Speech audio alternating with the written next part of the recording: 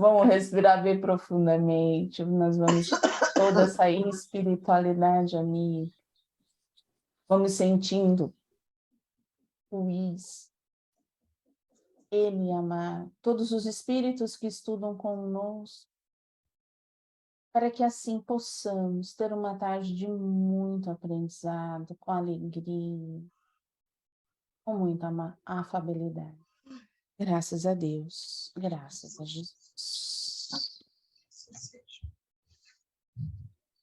Nós paramos ali no parágrafo que começa assim: as consequências são claras. Isso. E a próxima frase é: e o seu caso, e de Eulália, quanto aos levianos, chegará o momento em que você poderá comprovar por si mesmo os efeitos de suas ações. Algo mais? Não. Então, vamos embora. A gente já vai sair dessa página, quem está no PDF. E aí, algo mais para encerrar esse capítulo 10? Desculpa, gente. Tem uma coisa aqui, mas eu não acho onde está. Oi?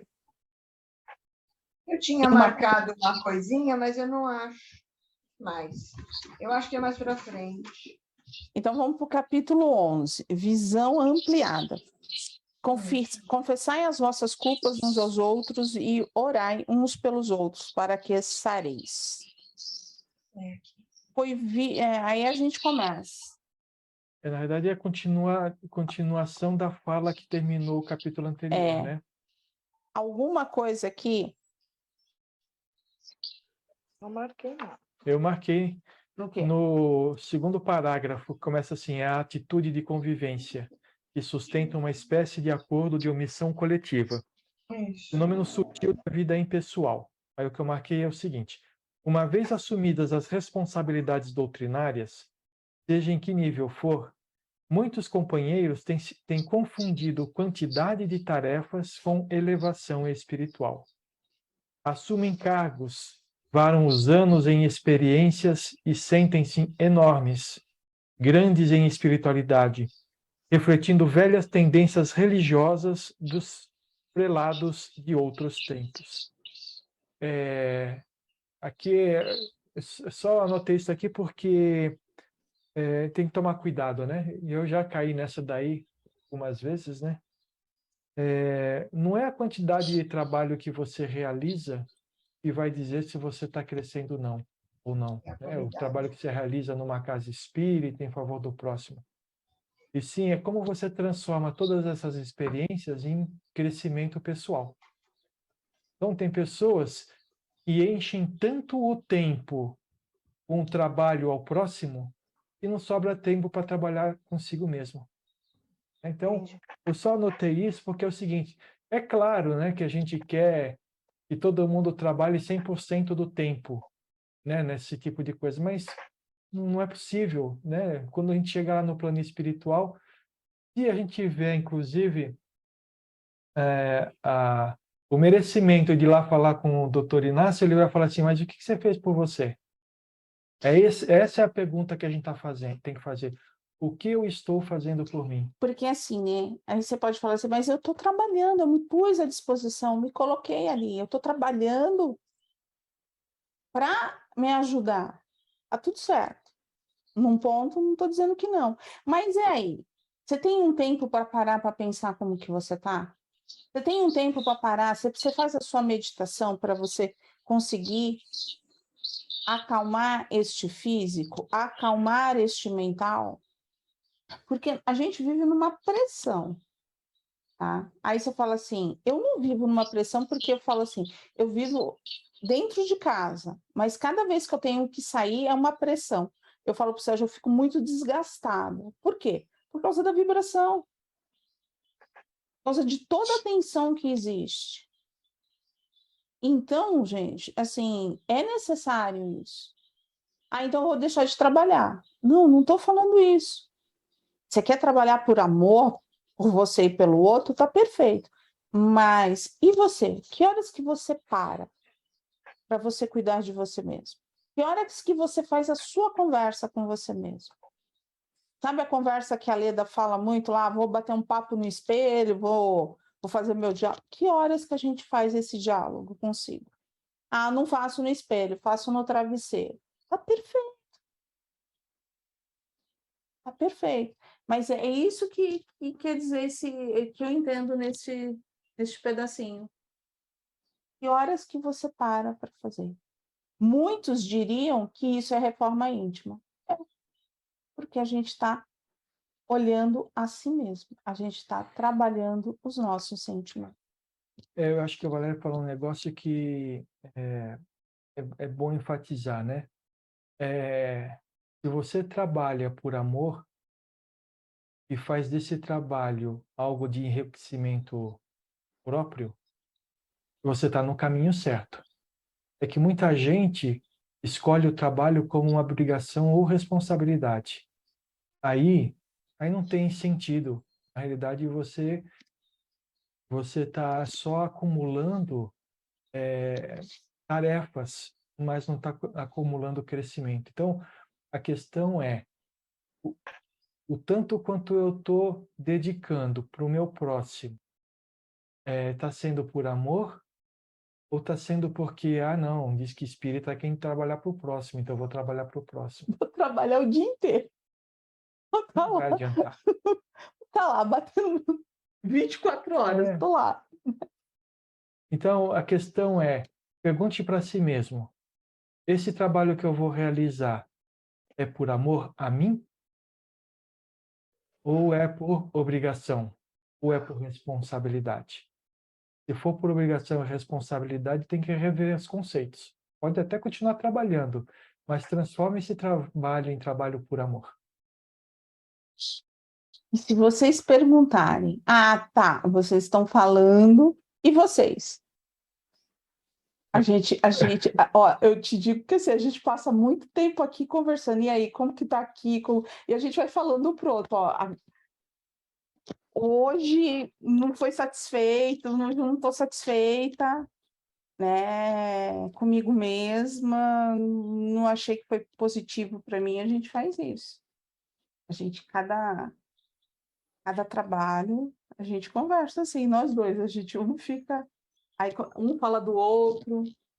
A gente não está falando isso só porque leu ou porque, sei lá, acha que deve ser assim. Eu posso dizer que eu estou falando isso porque eu vivenciei isso. Eu trabalhei muito tempo na doutrina espírita por responsabilidade. Então, agora que eu fiz isso, eu tenho uma responsabilidade de ajudar o próximo, né? E nessa responsabilidade eu patinei durante muito tempo. Somente quando eu descobri o que eu precisava fazer por amor, é que eu comecei a me desenvolver um pouco menos de dificuldade, né? Mas isso não faz muito tempo que aconteceu. Então, é um alerta que a gente faz para todo mundo. Algo mais? Algo? Tá. Aqui? Não? Tem um trechinho um pouquinho mais para baixo. Uhum. Destaquei esse parágrafo todo, mas tem um muito interessante que fala assim, é nesse mesmo parágrafo grande que o Sérgio estava lendo. Na verdade, é no final dele, tá? Passam a vida mantendo aparências de iluminação e deixam de cuidar de assuntos essenciais para o seu equilíbrio e sua felicidade, nutrindo em fundo o receio de perderem a autoridade que supõem possuir. Isto, para mim, é uma imensa maneira de demonstrar o egoísmo. O orgulho também, né? Também, perfeito, também. Sabe, o que acontece muito quando a gente está nessa fase? A gente precisa educar o nosso ego, né? E, por exemplo, assim, quando as pessoas começam, nossa, mas Que orador. que orador! Olha aquele médium. Nossa, olha aquele médium, olha como ele é bom. É um trabalho, gente. É ali onde a gente se perde. E isso acontece em todos os lugares e em todos os momentos. Porque aquela pessoa, se lembra da contemplação? As pessoas ficam contemplando. E aí a gente está na terra. A gente tem orgulho, a gente tem vaidade, a gente tem ego. E aí a gente vai se perdendo. Nós somos os bons ou lá? A contemplação é responsabilidade do outro. Sim, ele não está fazendo também para ela. Mas transformar essa contemplação em pedestal para você ficar mais alto que todo mundo, esse é problema nosso. E a gente cai sim. A gente cai. Quando a gente cai, é uma correria só.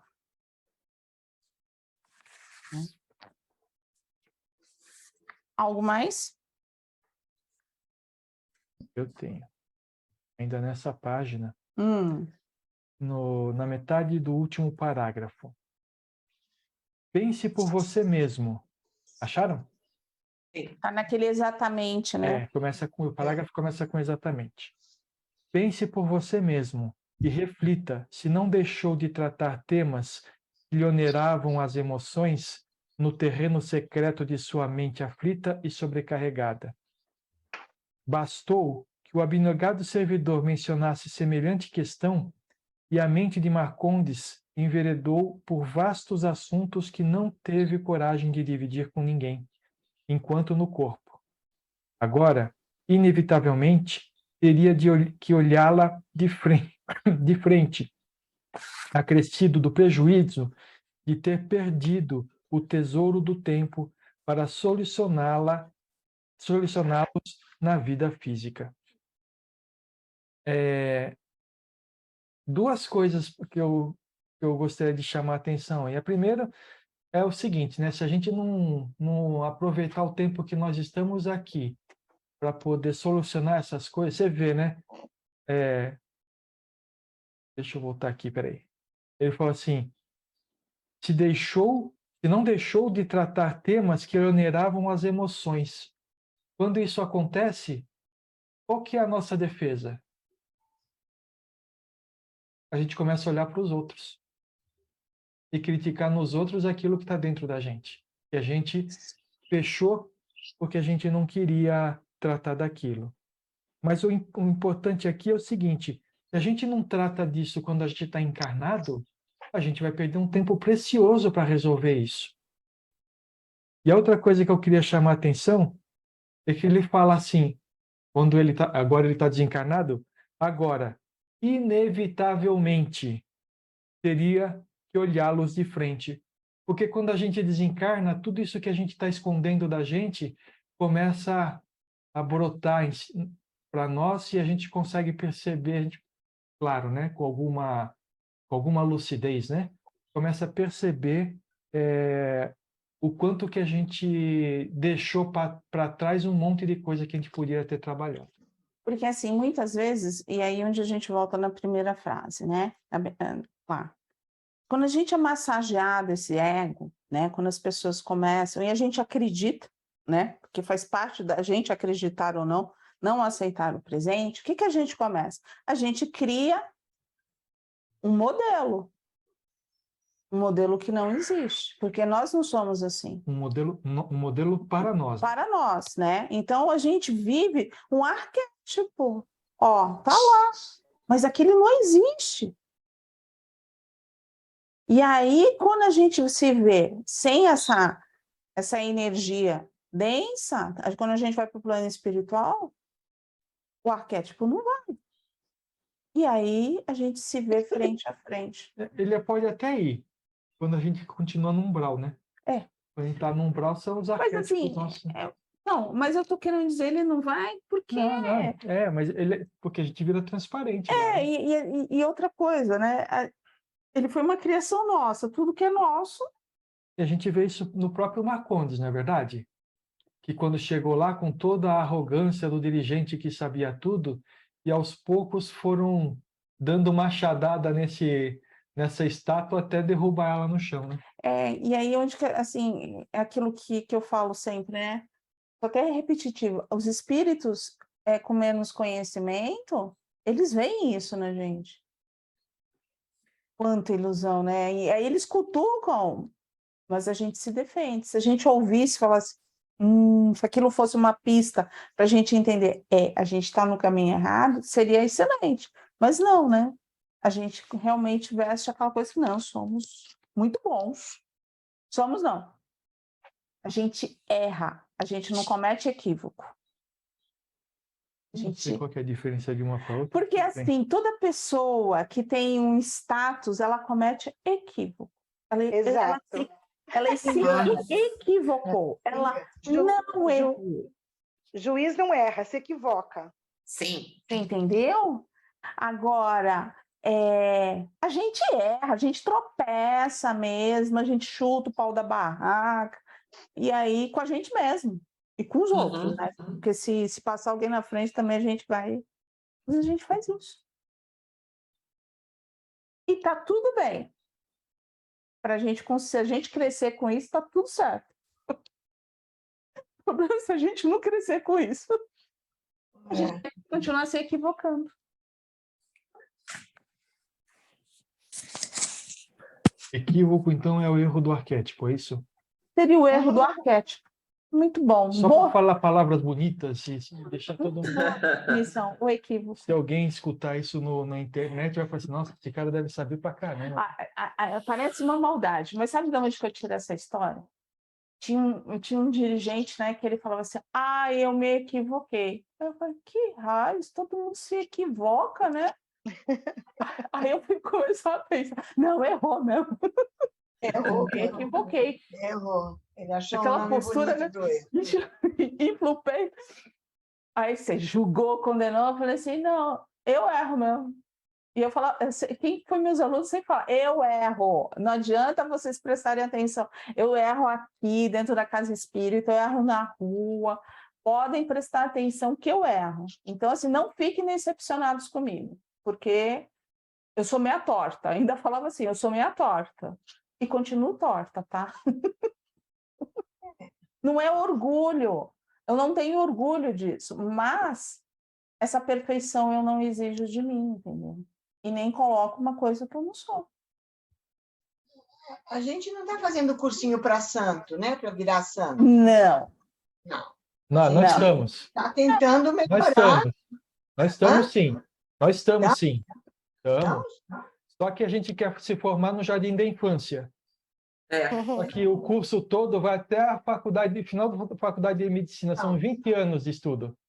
E a gente quer ficar o bonzão no primeiro semestre do Jardim da Infância, entendeu? Ai, nem sei se a São gente 20 encarnações, né, Sérgio? Na realidade, nós estamos... Mais ou menos, né? Eu entendi o que você quis falar, Leda, e é isso mesmo, tá? Mas o que eu quero dizer é o seguinte, o que nós estamos fazendo é a nossa evolução. Então, não é o cursinho para ser santo, tá? Mas é devagarinho. Mas é devagarinho. É isso aí. Burilando. O pior é isso. É isso A que eu gente quis dizer. de DP, a gente repete de ano, Como entendeu? a gente estivesse estudando, Aí, medicina. por causa lá Vamos devagarinho. Por causa do AI-5, você fica com mais de 5 anos na faculdade, você tem que parar a faculdade e começar de novo. Tudo esse tipo de coisa, entendeu? Porque a gente ficou muito tempo na mesma faculdade. Tem um monte de coisa, entendeu? O que é AI-5? No passado, as pessoas tinham que se formar, se não me engano, no máximo, tinha um tempo máximo que podia se formar, porque senão 10 podia anos. ser que você... 10 anos? Jubilado. Ia ser Isso. jubilado, 10 anos. Porque senão eles achavam que você Ah. estava lá para poder influenciar os estudantes para o caminho do mal. Legal. Tá vendo só? Estudo do livro conhecimento em todas as áreas. Né? Pois é mesmo, a gente vai pensar, O AI-5 você não respondeu para ela, que é o ato institucional número 5, da época da ditadura. É isso aí. Olha, obrigada. Eu tenho 2 advogadas aqui. Tudo bem que no exército tem mais, né? Estudaram, então vamos dar o respeito. Vamos lá. Mas falando disso que a Leda falou, o próximo texto que eu marquei é relacionado a isso, tá? Esse é o tempo que a gente demora para poder virar santo, que é o início do próximo parágrafo. Dificilmente o homem na Terra assume a tarefa sacrificial, olha só, hein, de sua transformação definitiva para melhor. E é por isso que a gente demora tanto. Sabe, a gente quando encarna com o objetivo de evoluir, a gente se depara com um caminho que é o caminho da matéria. E aí a gente envereda por esse caminho e a nossa vida fica rodando em torno de atender a matéria e não o espírito. E aí, assim, eu continuo, os aprendizes espíritas não escapam dessa situação. Avançam lentamente no escaldante terreno da melhoria espiritual. Por quê? Porque muitos confundem isso. Eu vou para o trabalho, eu vou dar passe, eu vou estar ali, então eu estou conseguindo evoluir. Não. Você está trabalhando, mas principalmente trabalhando você para você doar um pouquinho para o outro. Mas você está trabalhando você mesmo. Mas que nada. Ó, eu participo de uma casa lá onde que tem reforma íntima e caderneta pessoal. Que é uma ferramenta maravilhosa. Bem feita é assim. Bem feita é maravilhosa. Só que grande parte se resume a anotar lá as mazelas da vida e propostas que nunca buscam ser cumpridas. É aí que é o problema, né? A gente precisa transformar aquela ferramenta em algo que seja produtivo para nós e não simplesmente o registro.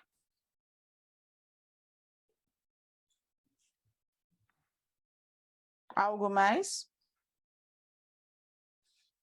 Só complementando aí, ó, continuando, o cerne da proposta da doutrina é o desafio, por vezes doloroso, de resgatar-se através da realização do autoencontro, ou seja, a gente no autoconhecimento de nós mesmos, não é? É isso aí. Aí que está o cerne da proposta, né? E aí, onde vocês falam assim, nossa, vocês falam tanto de autoconhecimento, vocês falam tanto de... É uma lavagem cerebral, mas se a gente for pegar todos os livros, este é o caminho. E o autoconhecimento já diz, é o seu conhecimento, é você buscar a você mesmo, e não ao outro. Assim, se a gente for pegar os livros desde 2000 até agora, é só isso. E reportando ao estudo que a gente fez ontem, de mediunidade, né? Esse autoconhecimento a gente não vai encontrar com a fórmula do outro. Mas em momento algum da minha vida, em 60 anos de existência, eu nunca ouvi que eu tinha que ter esse autoconhecimento. Eu fui levando a vida. Isso daí nunca chegou aos meus ouvidos. Estou sabendo por vocês, a partir de agora que a gente está estudando, está lendo os livros e a gente está amadurecendo essa situação pessoal de cada um. Mas nunca, em momento algum, eu ouvi isso por onde eu passei, esse autoconhecimento. Nunca. Posso fazer uma pergunta para você? E como é que você está se sentindo com isso? Eu ainda estou um pouco perdida com esse autoconhecimento. Uhum. Eu ainda não consegui parar, como vocês dizem, eu estou fazendo tantas coisinhas, mas esse tempo de eu sentar e ficar centrada em mim mesma, voltada para dentro de mim, ainda não parei para fazer isso, por isso que parei. Uma ou outra coisa eu fico pensando das minhas atitudes, mas eu sentar e me voltar um tempo para encontrar esse autoconhecimento, eu ainda não consegui fazer. Mas você já começou. Se você já está repensando as suas atitudes, você já começou a fazer isso. Você já começou a se enxergar, né? O que eu queria saber mais eu queria saber mais se você acha, você está achando que esse é o seu caminho. Esse é o caminho da sua vida. Sim, porque até porque eu me propus, me dispus a me modificar as minhas atitudes e fazer a escola de médiuns, e cada leitura que eu leio, cada coisa, é um aprendizado que está realmente expandindo, né, o meu conhecimento e a minha maneira de agir até, né? Mas eu nunca tinha parado para ficar pensando em mim mesma, como pessoa, nunca. E assim, né?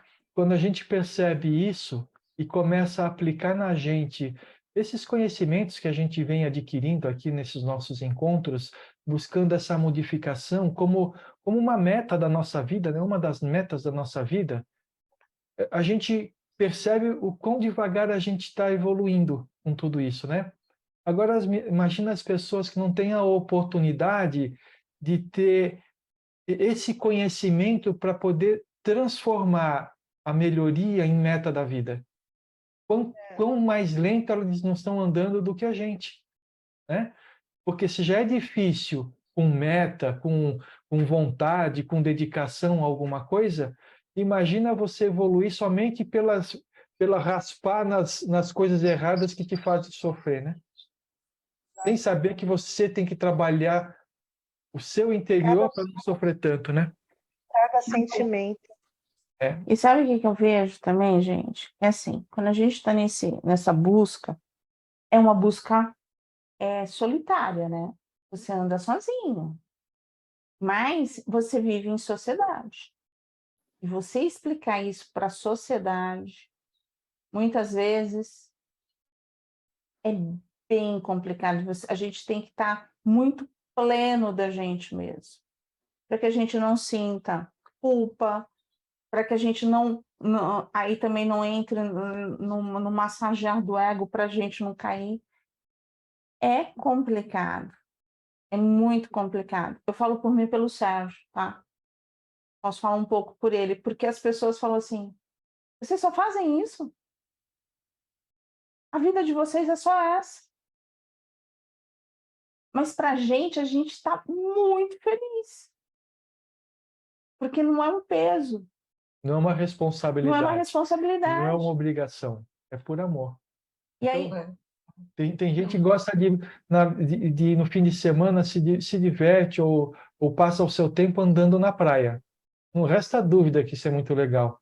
A gente passa o tempo conversando sobre como vai ser a aula? como é que vai ser a aula, qual que é as dificuldades que a gente está tendo para vencer a si mesmo. O nosso papo é esse, né? E aí as pessoas ficam E assim... quantas vezes eu fico segurando o pé dela para esquentar, porque está frio. Está frio. Então, assim, são coisas que, assim, nós dois estamos felizes. A gente não vem com peso. Mas aquele que está fora, ele fala assim, é muita loucura de vocês. Vocês abandonaram a vida. E para a gente não. Para a gente é essa a vida que a gente escolheu. Por isso que eu falo. É solitário. É solitário. Eu tenho a sorte dele estar. Eu tenho a sorte do meu pai e minha mãe caminharem comigo. Mas e entenderem que eu só não vou tomar café na casa dele porque eu estou resolvendo alguma coisa. E eles não ficam magoados, porque eles já sabem. Agora, a cobrança, a cobrança, sim. Há muita cobrança. E a gente tem que entender que o outro está num patamar e está tudo certo, ele está feliz lá, porque ele caminha de uma forma e eu caminho de uma outra. Eu não cobro ele, mas ele me cobra, mas está tudo certo. E aprender a ouvir e ficar de boa, não ficar chateada. Sabe? Então, assim, muitas vezes isso acontece. Mas a gente é feliz. De vez em quando são umas faíscas, mas... Eu canto para ele a música do Lulu Santos, que a gente vive junto, a gente se dá bem, a gente não deseja mal. Ninguém. Mas esse é muito bom quando você está caminhando junto com a pessoa, né? Porque aí é mais fácil. No meu caso aqui ainda não, né? Mas porque agora os dias estão se somando aqui nos estudos. Teve o dia que você pediu para sustentação, não esse último que foi, acho que da outra semana, sexta-feira. Foi na quinta. E eu tive vontade de fazer a sustentação, mas o meu filho chegou aqui. Você já parou? Eu falei para ele assim, praticamente, tinha outro trabalho para fazer. Mas não é obrigatório? Eu falei assim, até seria. Então não faça. Eu falei, gente, o meu mais novo. Aí eu fiquei pensando, eu falei, meu Deus, eu vou dar um pouco de atenção para ele. Eu ia fazer. Tem duas coisas. que eu vejo daí. Estão sentindo falta de você. Mas tem outra coisa. Aí você não fez, aí você foi para a sala e ficou no quarto jogando videogame. Não, brincadeira. Foi mais ou menos isso. Eu fiquei estudando aqui, eu não fiz, mas eu fiquei com a porta aberta.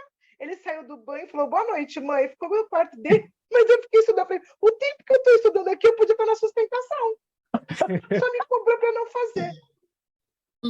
É normal também isso. Mas pense do lado assim, ele sentiu minha falta, então tudo bem, mas vou ficar aqui, ele vai se adaptar.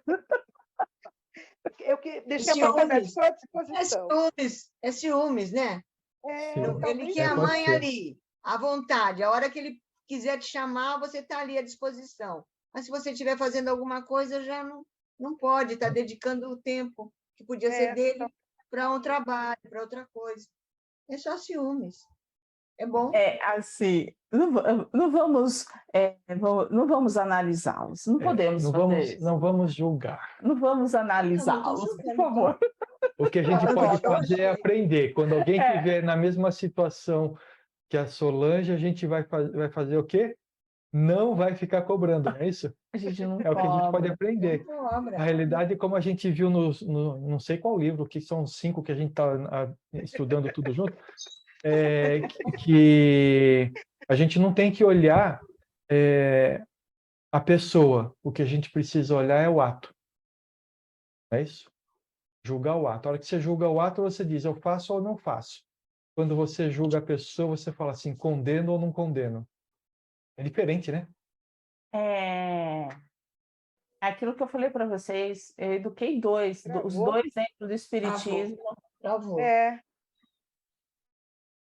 Estamos aqui de volta? Já achei que era um. Agora Voltou. Achou. Voltou. Eduquei 2 dentro do espiritismo, dentro da mocidade, tudo direitinho.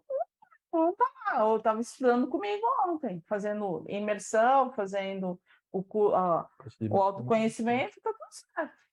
O outro não quer nem ouvir falar. É do espírito, é o que o espírito precisa, é o que o espírito quer, livre-arbítrio. Foram educados da mesma forma. Cada um é cada um. E tá tudo certo. Não tem tristeza. Nós paramos na frase, nesse circuito fechado de sigilo acerca de questões essenciais do autoaprimoramento, estabelece-se e assim por diante. Nós paramos aí, tá bom?